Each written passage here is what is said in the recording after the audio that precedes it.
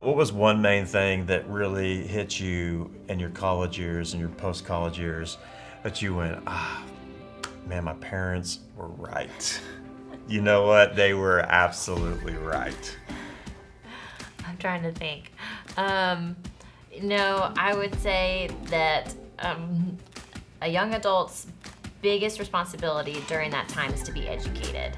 Right. And that you need that education. And sometimes as a young person you blow that off. You're like, yeah, but I could get a job. My dream job is traveling the world and doing this or that. But without an education, they're right that now the marketplace more than ever is becoming more competitive, and you have to find something that for your young person that they enjoy doing. That can take some time. For me, Austin always knew what he wanted to do. He loved ministering, loved teaching, and he knew his niche. For me, I kind of floated through and thought, I'm going to take this class and I'm going to take that class, and look over here, Austin, I can sign up for all kinds of things I didn't know about. He said, Dad is not going to pay for all these things. Right. You have to focus on the basics, the college basics, and then figure out your degree and get into that degree plan. But that's their main job, that they're going to class, they're focusing, they're getting that education that they can use. And for me, my degree was flexible. I always knew I wanted to be a mom, and I wanted to be a stay-at-home mom while my kids were young.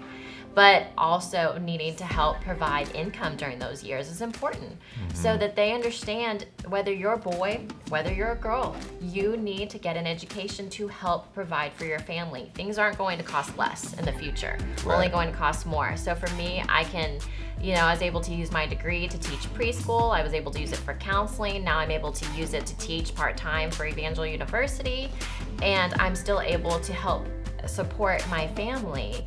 And education gave that to me. But then also education during those times of 18 to mid-20s is that critical dating period where it matters, those choices. Absolutely. And I dated a guy that my dad still loves to laugh about to this day, who, he just thought he was the end all, I guess.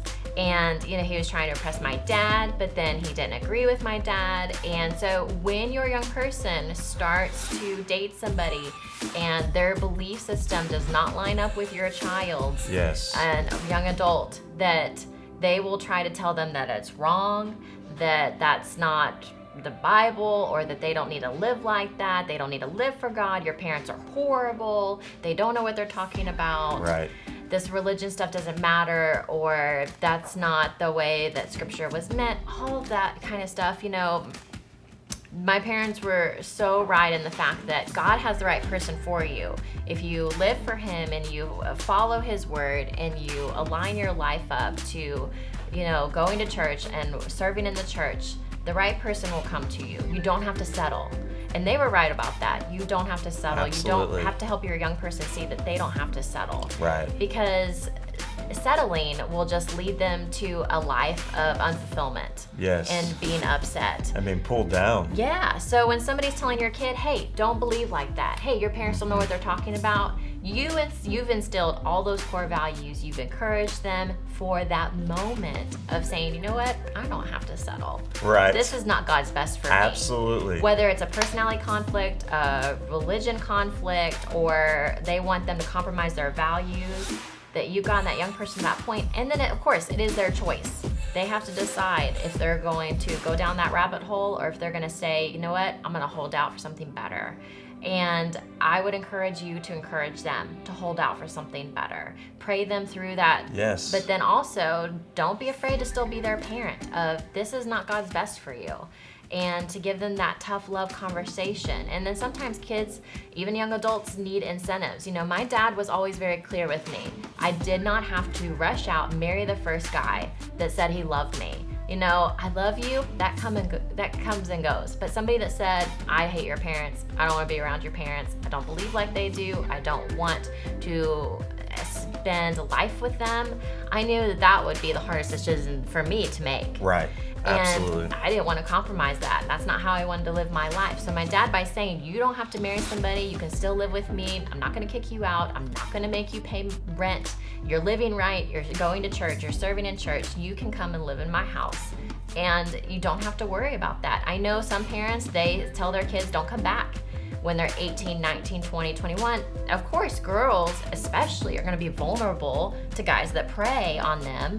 And just make your teen, young adult still feel loved and protected, and that they have a place to go so they don't feel pushed out. Absolutely, especially with economics the way they are today. Yes. You don't want to push them off just to some apartment just to say that they're independent. Right. I mean, there should be a purpose behind them being in your home, working obviously and being Yeah. productive, but why not?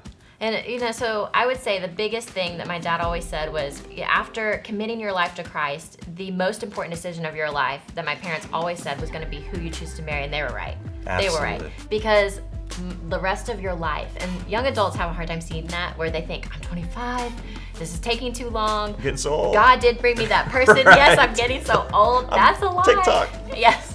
Oh, the clock is ticking. Right. All my friends are getting married. I'm so distraught. I'm just going to go and say yes to this person, go on a date, and live happily ever after. But hey, from 25 to 95, however long of a life you're blessed with, that's too long to marry the wrong person.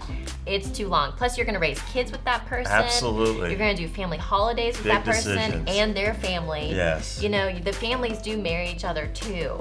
And you just have to decide, am I going to sacrifice 2-3 years where I think this is the right person, or where that you can do the next 50, 60, 70 years with that person. Right.